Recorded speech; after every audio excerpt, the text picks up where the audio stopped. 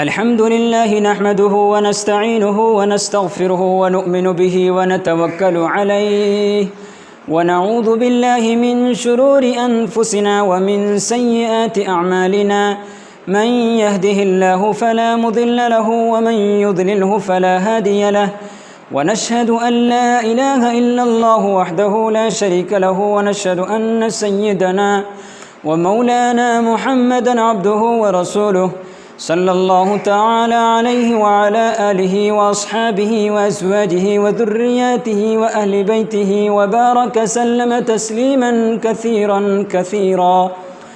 أما بعد فأعوذ بالله من الشيطان الرجيم. بسم الله الرحمن الرحيم. قد أفلح المؤمنون الذين هم في صلاتهم خاشعون. وقال النبي صلى الله عليه وسلم أن تعبد الله كأنك تراه فإن لم تكن تراه فإنه يراك أو كما قال عليه الصلاة والسلام. معزز سامعین کرام، میرے محترم بزرگوں اور دوستوں اور بھائیوں،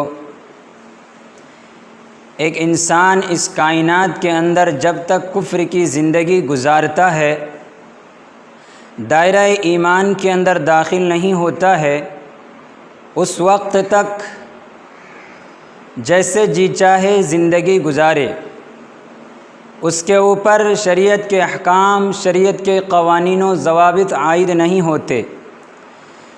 لیکن جو ہی وہ انسان دائرہ ایمان کے اندر داخل ہو جاتا ہے، کلمہ پڑھ کر مسلمان ہو جاتا ہے، اب اگر وہ کہے کہ میں اپنی مرضیات کے مطابق زندگی گزاروں، اپنی خواہشات کے مطابق زندگی گزاروں، اب یہ مرضی چلنے والی نہیں ہے.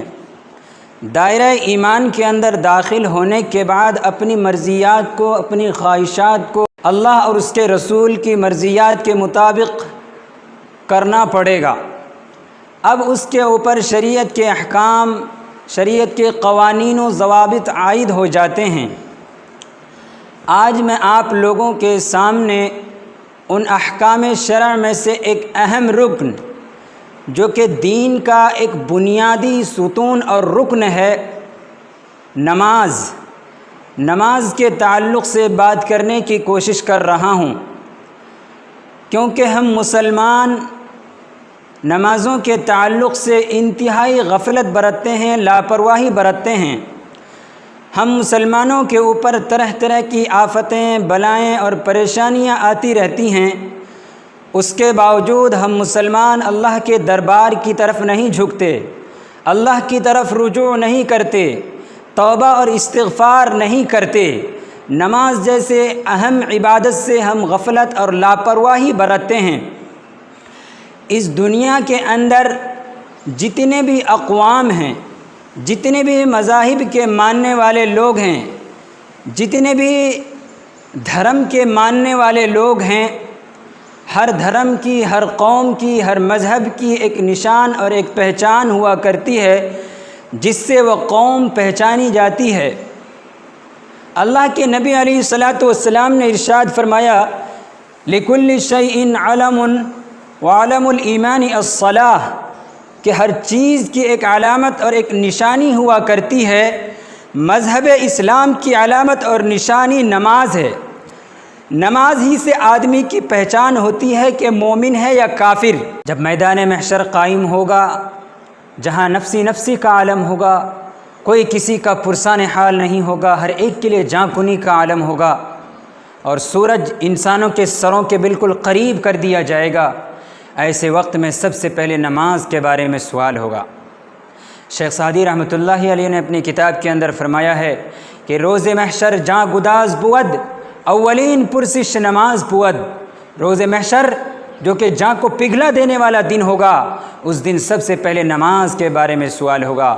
اس لیے میرے بھائیوں، نمازوں کی فکر کرو. آپ علیہ الصلاۃ والسلام کے وصال کا وقت قریب ہے، وفات کا وقت قریب ہے.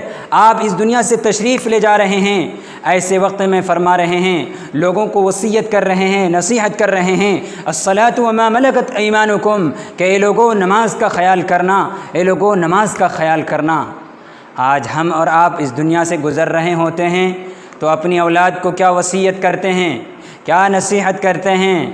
یہی نصیحت کرتے ہیں کہ میرے فلاں بیٹے کو فلاں مکان مل جائے، فلاں بیٹے کو فلاں دکان مل جائے، فلاں بیٹے کو فلاں زمین مل جائے، فلاں بیٹے کو فلاں پراپرٹی مل جائے، یہی وصیت کرتے ہیں۔ میرے محترم بزرگوں اور دوستوں، یاد رکھیے نماز کسی بھی صورت میں معاف نہیں ہے۔ نماز ہر حال میں فرض ہے، چاہے آدمی سفر میں ہو یا حضر میں ہو، گھر کے اندر ہو، مکان کے اندر ہو، دکان کے اندر ہو، کھیت اور کھلیان کے اندر ہو، تجارت میں لگا ہوا ہو، بہر صورت ہر صورت کے اندر نماز فرض ہے۔ نماز کسی بھی صورت میں معاف نہیں ہے۔ ہاں یہ ہے کہ شریعت کے اندر سہولتیں ہیں، آسانیاں ہیں۔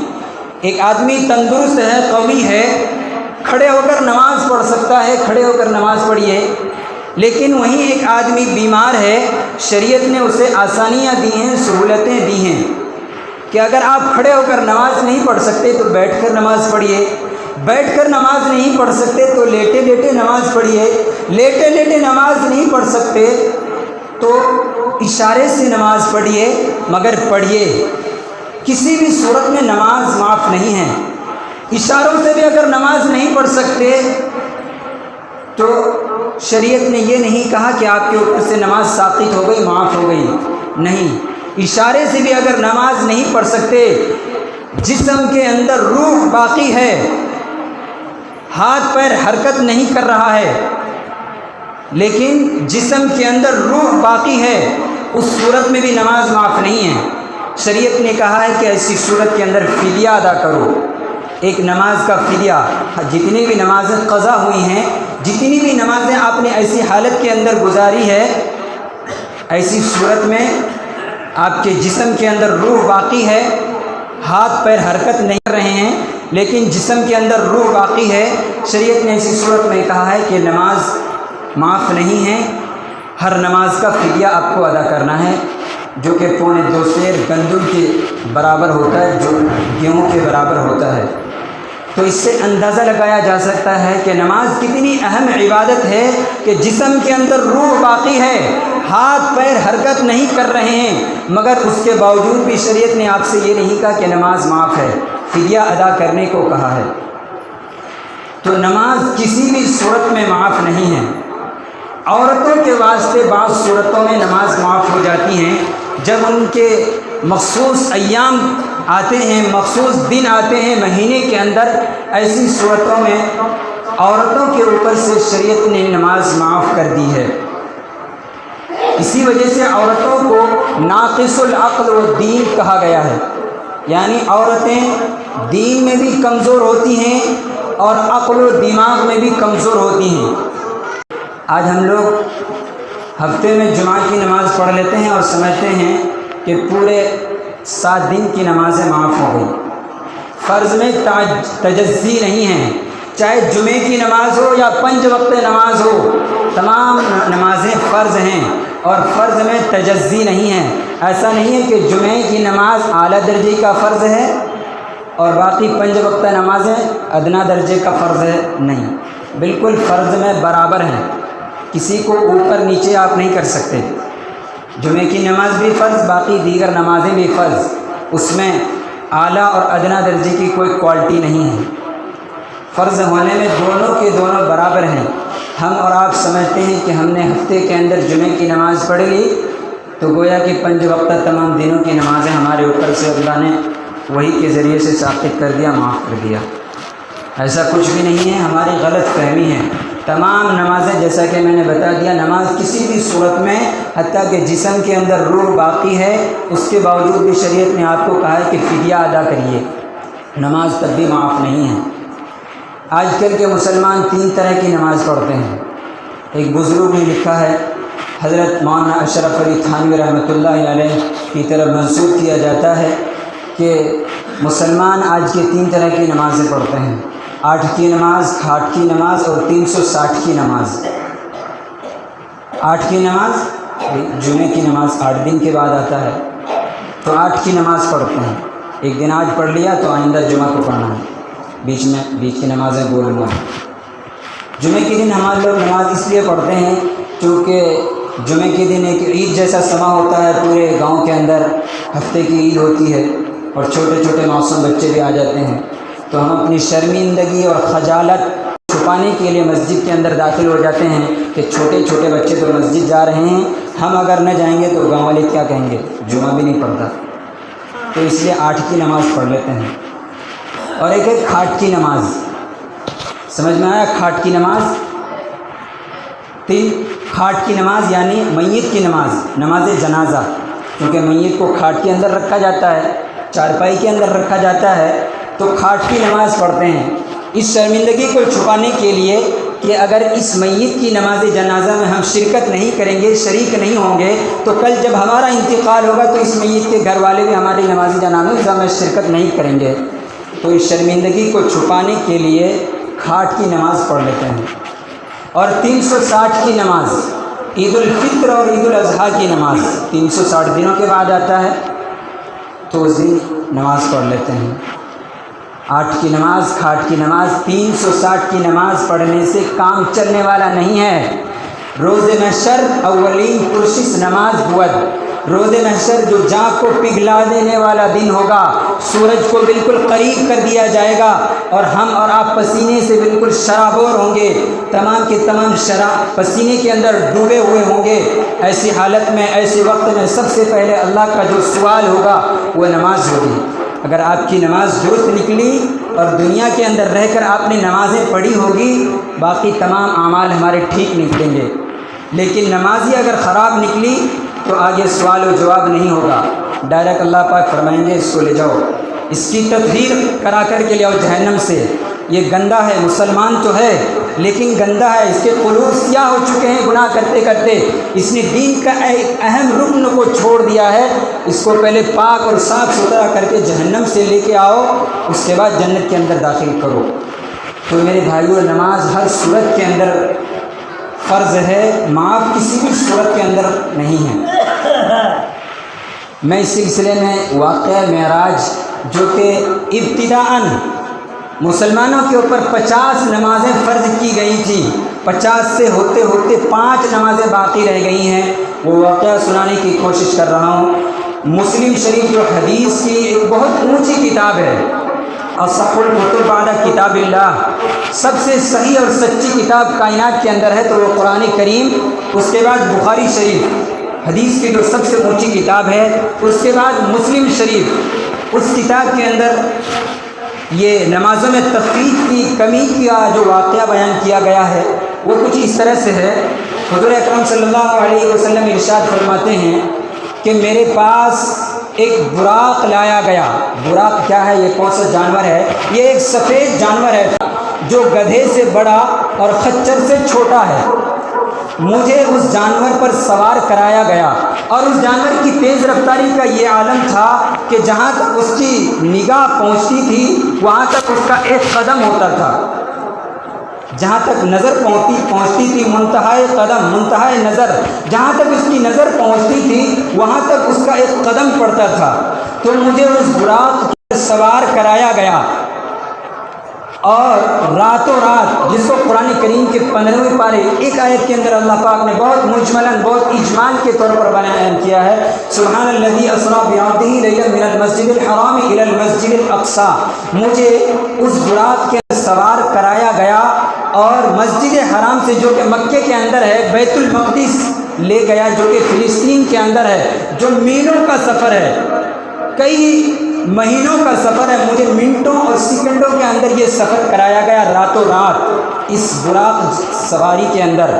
اس کے بعد میں مسجد اقصیٰ کے اندر داخل ہوا اور 2 رکعتیں نمازیں پڑھی۔ 2 رکعتیں نماز پڑھنے کے بعد مسجد سے باہر آیا تو میرے پاس حضرت جبرائیل علیہ السلام 2 برتن لے کر آئے جن میں سے ایک کے اندر شراب تھی اور دوسرے کے اندر دودھ تھا۔ تو میں نے دودھ والے برتن کو پسند کیا۔ حضرت جبرائیل علیہ السلام نے کہا آپ نے فطرت کو پسند کیا ہے۔ اللہ تبارک و تعالیٰ نے انسان کی فطرت کے اندر ابتداءً اچھائی کو رکھا ہے۔ وہ تو ہماری گندی فطرت ہے جس کی وجہ سے دنیا کے ماحول میں آ کر ہم گندی چیز کو پہلے قبول کرتے ہیں، لیکن اللہ نے انسان کی فطرت کے اندر جو چیز رکھی ہے وہ اچھائی کو رکھا ہے کہ انسان جس کی فطرت اچھی ہوگی وہ اچھی چیز کو اولاً قبول کرے گا، پہلے قبول کرے گا۔ تو آپ صلی اللہ علیہ وسلم فرماتے ہیں کہ میں نے دودھ والے برتن کو پسند فرمایا، اس کے بعد حضرت جبرائیل علیہ السلام مجھے اسی براق جانور پر سوار کرا کر آسمان کا سفر کرنے لگے۔ مسجد حرام سے لے کر بیت المقدس کا جو سفر ہوا ہے وہ زمینی سفر تھا، وہ زمین کے اوپر سفر ہوا ہے۔ اب مجھے بیت المقدس سے لے کر آسمانی دنیا پر لے جایا جا رہا ہے، یہ فضائی سفر ہے یا آسمانی سفر ہے۔ حضرت جبرائیل علیہ السلام مجھے اس براق پر سوار کرا کر اب اوپر کا سفر کرنے لگے اور آسمانی دنیا پر پہنچے۔ یہ آسمان جو ہمیں اور آپ کو دکھتا ہے روزانہ، یہ آسمانی دنیا ہے۔ مجھے آسمانی دنیا کے اوپر لے گیا اور وہاں جا کر حضرت جبرائیل علیہ السلام نے دستک دی۔ فاستفتح جبرائیل علیہ السلام نے دستک دی، کنڈی کھٹکھٹائی، اندر سے آواز آئی، قیل من انت، کون ہو؟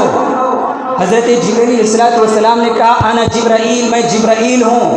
پھر اندر سے آواز آئی، آسمان کے اوپر سے آواز آئی، ومن معک، تمہارے ساتھ کون ہے؟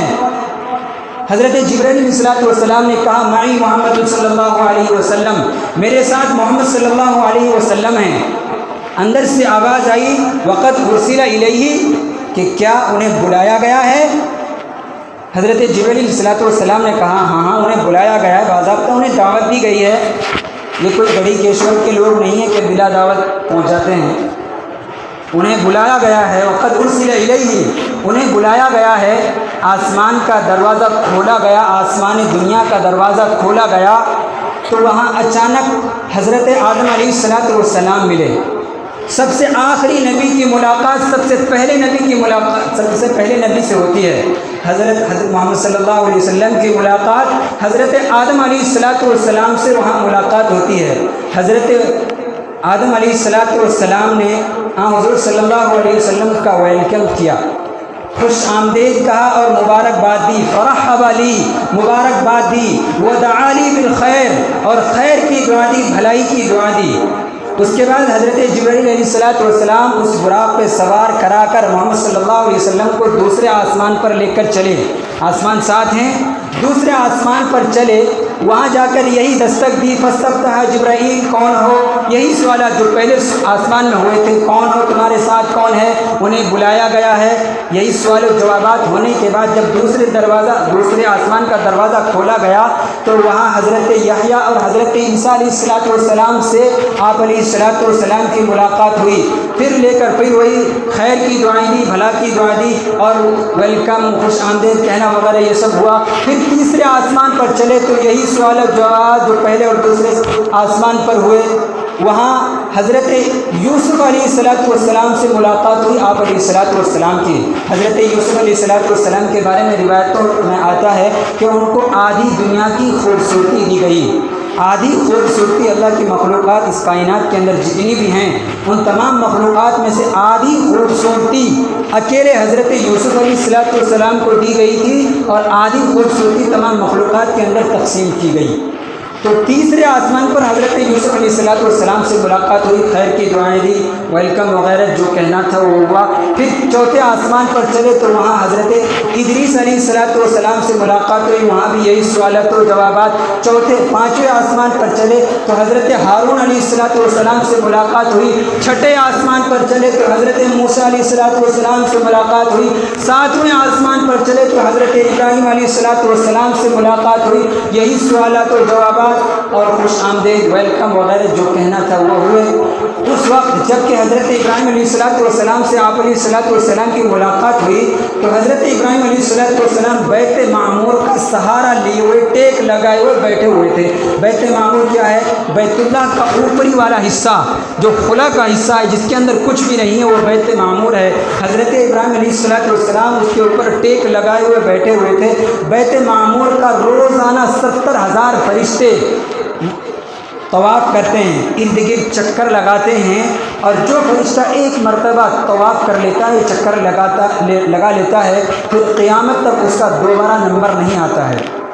تو اس سے فرشتوں کی تعداد کا اندازہ لگایا جا سکتا ہے کہ فرشتے کتنے ہیں۔ خیر، ساتویں آسمان پر حضرت ابراہیم علیہ السلام سے ملاقات ہوئی پھر اور آگے چلے سدرۃ المنتہا، قرآن کریم کے اندر یہ لفظ آیا ہوا ہے سورہ نجم کے اندر، سدرۃ المنتہا، سدرہ کے معنی بیری کا درخت اور منتہا کے معنی انتہا، آخری اور لاسٹ جگہ جس کے بعد کوئی جگہ نہیں ہے۔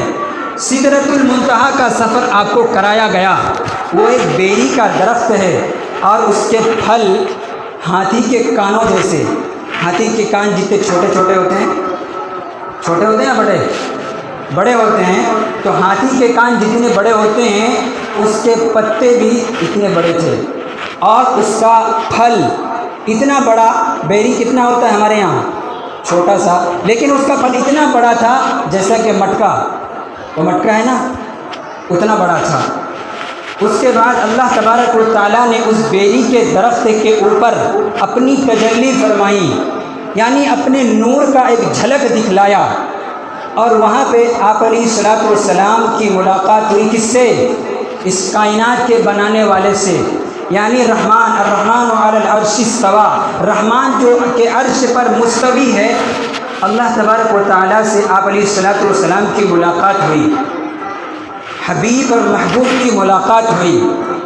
محبوب جب اپنے حبیب سے مل کر آتا ہے تو حبیب کہتا ہے کہ اے میرے محبوب، کیا تم میرے پاس آئے ہو اور یوں ہی خالی ہاتھ جاؤ گے؟ کچھ میرے سے تو گفٹ لے لو، کچھ تحفہ اور ہدیہ تو لے لو۔ اللہ تبارک و تعالیٰ نے 3 تحفے عطا کیے۔ نمبر 1، سورہ بقرہ کا آخری رکوع، للہ ما فی السماوات و ما فی الارض، یہ رکوع دیا گیا۔ نمبر 2، شرک کے علاوہ ہر گناہ کی بخشش کا پروانہ ملا کہ آپ کی امت کے شرک کے علاوہ اگر کوئی بھی گناہ کرے گی تو معاف ہے، لیکن شرک معاف نہیں ہے۔ اور تیسرا گفٹ یہ ملا کہ 50 وقت کی نمازیں فرض ہوئی۔ یہ 50 وقت کی نمازیں لے کر آنے لگے، آتے آتے چھٹے آسمان پر کون تھا؟ بتائیے، میں نے ابھی بتایا، حضرت موسیٰ علیہ السلام تھے۔ وہاں ملاقات ہوتی ہے، پھر دوبارہ حضرت موسیٰ علیہ السلام سے، حضرت موسیٰ علیہ السلام نے آپ علیہ السلام سے پوچھا دربار خداوندی سے کون سا تحفہ لے کر آئے ہیں؟ آپ علیہ السلام نے فرمایا کہ اللہ تبارک و تعالیٰ نے میری امت کے اوپر 50 وقت کی نمازیں فرض کی ہیں۔ حضرت موسیٰ علیہ السلام مسکرانے لگے، جائیے اپنے رب کے پاس، میں آپ کی امت سے روزانہ 50 وقت کی نمازیں ادا نہیں ہو سکتی ہے، جائیے اپنے رب کے پاس، فرجع الی ربک فاسألہ التخفیف، اپنے رب کے پاس جائیے اور نمازوں میں تخفیف کی درخواست کیجیے، نمازوں میں کمی کرائیے، کیونکہ میں آپ سے پہلے کا نبی ہوں، میں بنی اسرائیل کو خوب اچھی طرح آزما چکا ہوں، ان کا امتحان لے چکا ہوں، آپ جائیے اپنے رب کے پاس، نمازوں میں کمی کرائیے، تخفیف کرائیے۔ حضرت موسیٰ علیہ السلام کے کہنے پر آپ علیہ السلام اللہ کے پاس پہنچے، نمازوں میں تخفیف کی درخواست کی، یا اللہ کچھ نمازیں کم کر دیجیے، ہماری امت تو لاپرواہ ہے، بے فکر ہے، ان سے تو 5 وقت کی نمازیں ادا نہیں ہو سکتی، 50 وقت کی نمازیں کہاں ادا ہوں گی؟ تو 5 وقت کی نمازیں کم ہو گئی، 50 میں سے 5 گھٹے، 45 بچے، 45 وقت کی نمازیں لے کر آنے لگے۔ پھر دوبارہ ملاقات حضرت موسیٰ علیہ السلام سے، پھر پوچھنے لگے کیا لے کر آئے؟ 45 وقت کی نمازیں لے کر آیا ہوں، جائیے 45 وقت کی بھی نمازیں ادا نہیں ہو سکیں گی۔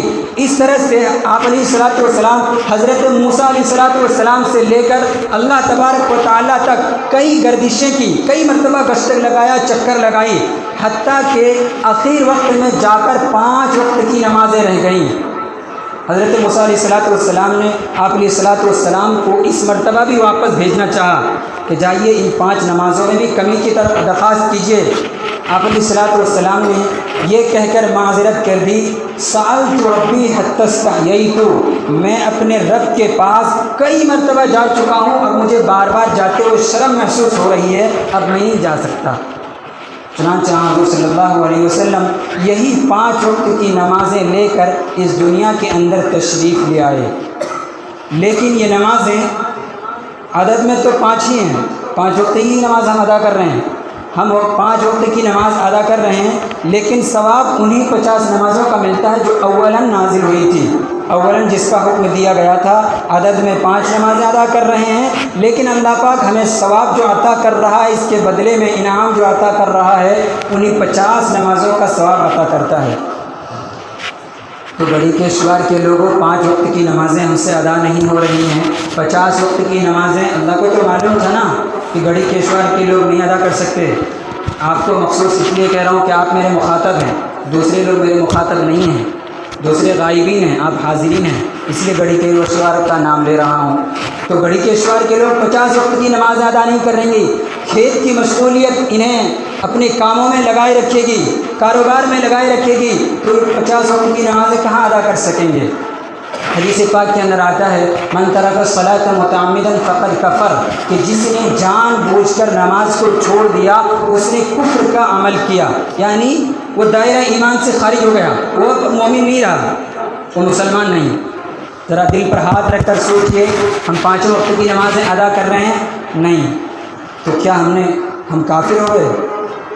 ائمہ اربع جو کہ 4 امام ہیں، ان ائمہ اربع میں سے امام احمد بن حنبل رحمۃ اللہ علیہ فرماتے ہیں کہ اس حدیث کے ظاہر پر عمل کرتے ہوئے وہ فرماتے ہیں کہ جس نے جان بوجھ کر نماز کو چھوڑ دیا، جان بوجھ کر متعمداً سو رہا ہے، آنکھیں کھلی ہوئی ہے، اذان کی صدائیں آ رہی ہے، اللہ اکبر اللہ اکبر، اللہ بڑا ہے، تم جو سو رہے ہو تمہاری نیند بڑی نہیں ہے، اس کے باوجود بھی جان بوجھ کر نماز چھوڑ رہے ہو، تو اس کا مطلب یہ ہے، تو حضرت امام احمد بن حنبل فرماتے ہیں کہ جس نے ایسی صورت میں نماز چھوڑ دی، جان بوجھ کر نماز کو چھوڑ دیا، تو وہ کافر ہو گیا، اب اس کا ایمان میں اسلام میں کوئی حصہ نہیں، وہ مومن کہلانے کے مستحق نہیں، وہ مرتد ہو گیا۔ لہٰذا ایسے مرتد کی سزا یہ ہے کہ تلوار لاؤ اور فوراً اس کی گردن اڑا دو، اسے دنیا میں جینے کا کوئی حق نہیں ہے، اس لیے کہ نماز جو دین کا اہم ستون ہے، ایمان کے بعد سب سے اہم رکن ہے، اسی کو قضا کرتے ہو، اسی کو چھوڑ رہے ہو، تو ایسے سب شخص کی سزا یہ ہے کہ اسے دنیا میں جینے کا حق نہیں، گردن اڑا دو اس کی۔ اور ہم اور آپ جس مسلک کی اتباع کرتے ہیں، مسلک کے حنفی، امام ابو حنیفہ رحمۃ اللہ علیہ کے نزدیک اس کی سزا یہ ہے کہ ایسے شخص کو جو جان بوجھ کر نماز کو چھوڑ دے تو اس کو گرفتار کر لیا جائے، قید خانے کے اندر ڈال دیا جائے، اور حاکم وقت جو سزا چاہے، اس کی مرضی کے مطابق جو سزا وہ چاہے اس کو سزا دے۔ تو یہ ہے ان کی دنیا کے اندر سزا، اللہ پاک کیا سزا دیں گے وہاں تو جانے کے بعد ہی پتہ لگے گا۔ جو شخص نماز پڑھتا ہے وہ بے حیائی اور برائی کے کام سے رکتا ہے۔ قرآن کریم کی آیت کہتی ہے ان الصلاۃ تنہی عن الفحشاء والمنکر، کہ نماز بے حیائی اور برائی کے کام سے روکتی ہے۔ مجھے اس پر سوال یہ ہے کہ بہت سارے لوگ نماز پڑھتے ہیں مگر اس کے باوجود بھی بے حیائی اور برائی کا کام کرتے ہیں، بہت سارے لوگ نماز پڑھتے ہیں اس کے باوجود بھی چوری کرتے ہیں، بہت سارے لوگ نماز پڑھتے ہیں اس کے باوجود بھی غنڈہ گردی کرتے ہیں، بہت سارے لوگ نماز پڑھتے ہیں اس کے باوجود بھی دوسروں کا مال ہڑپ کر کھا جاتے ہیں، بہت سارے لوگ نماز پڑھتے ہیں اس کے باوجود بھی شراب پیتے ہیں، بہت سارے لوگ نماز پڑھتے ہیں اس کے باوجود بھی جوا کھیلتے ہیں، بہت سارے لوگ نماز پڑھتے ہیں اس کے باوجود بھی مسجد اور مدرسے کا مال ہڑپ کر کھا جاتے ہیں، تو اس کی نماز اس کو بے حیائی سے کہاں روک رہی ہے؟ حالانکہ قرآن کریم کی یہ آیت کہتی ہے کہ جو شخص نماز پڑھتا ہے اس کی نماز اس کو بے حیائی سے روکتی ہے۔ تو اس کا جواب یہ ہے قد افلح المؤمنون الذین هم فی صلاتهم خاشعون، کہ جو نماز اس طرح سے پڑھتا ہے کہ نماز کے اندر انتہائی خشوع اور خضوع ہو، ایسا نہیں کہ ہے نماز کے اندر اور خیال کہیں اور ہے، نماز کے اندر اس کی توجہ دکان اور مکان میں، تو ایسی نماز بے حیائی کے کام سے نہیں روکے گی۔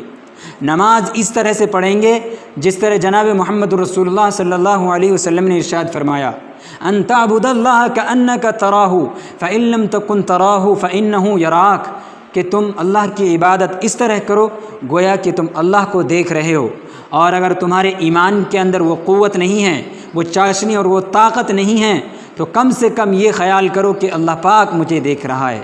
تو جب ہم نماز اس طرح سے پڑھیں گے تب اللہ تبارک و تعالی ہمیں برائی سے بچنے کی توفیق عطا فرمائے گا اور ہماری نماز ہم کو برائی سے روکے گی۔